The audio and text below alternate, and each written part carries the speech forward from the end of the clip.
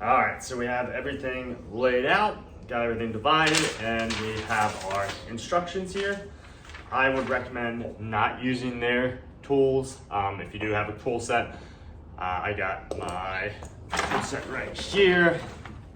All the bolts are either 17 millimeters or 10 millimeters. It's just so that you know, so smaller bolts are the 10 millimeters. This one big bolt here is 17 millimeter. All right, so let's get cracking. I'm gonna speed it up and slow it down as I go, but first step is attaching this bar onto here. So pretty simple.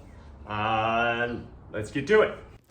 So this was my first mistake. I didn't realize that I needed a pair of lockjaws, so I eventually went and got a pair of lockjaws to actually hold the bolt so I could tighten it.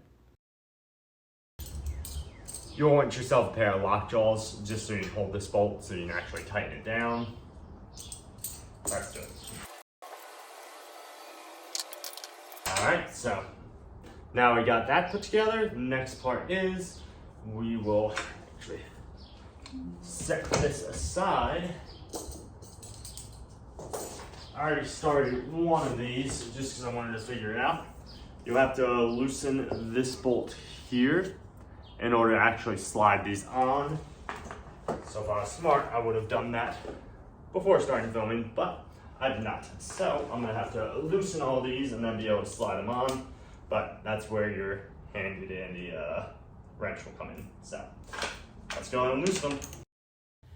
So after going through all this, I realized that I actually put these on incorrectly. The bar is supposed to be bending down, so they're supposed to go the opposite way, which I will show you shortly. All right, so now we have all these attached. Next step will be, we want to flip.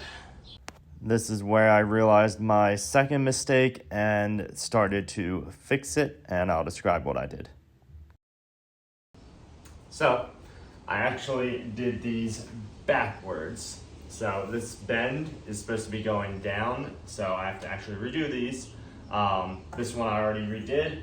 As you can see, I had this other one with the bend going up. It's supposed to be facing this way, so just have to flip it around.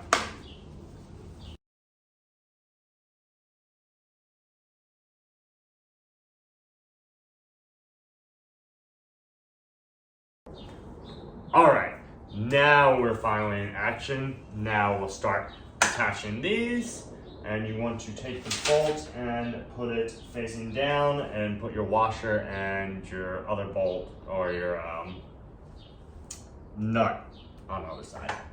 So let's go ahead and do that.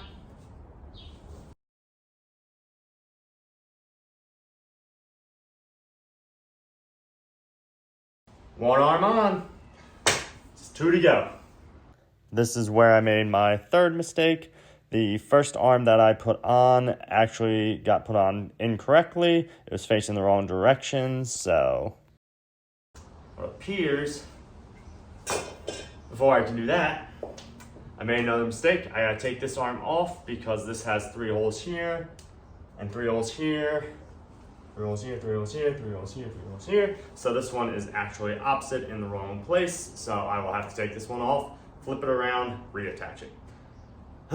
So as you can tell, these instructions are not that great. So I'm glad I'm making this video and I'm making mistakes for you guys because this is taking a little bit longer than I thought it was going to. But hey, maybe I should pay a little more attention.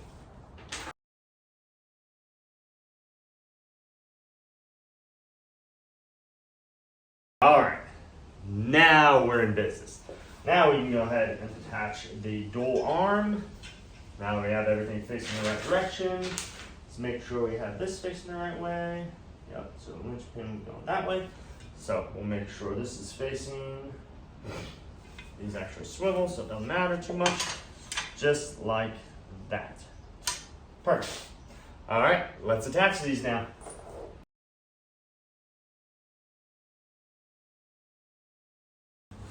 Quick little side note, 2 of these bolts have a round head, one has a square head. The square head goes in this one, I'm guessing, just because this one needs to be a little bit longer, so I think this one's longer.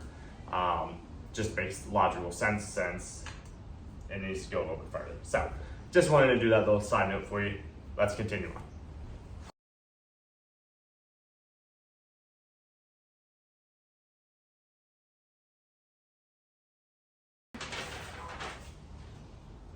All right, so now we have all these attached, they're locked and loaded.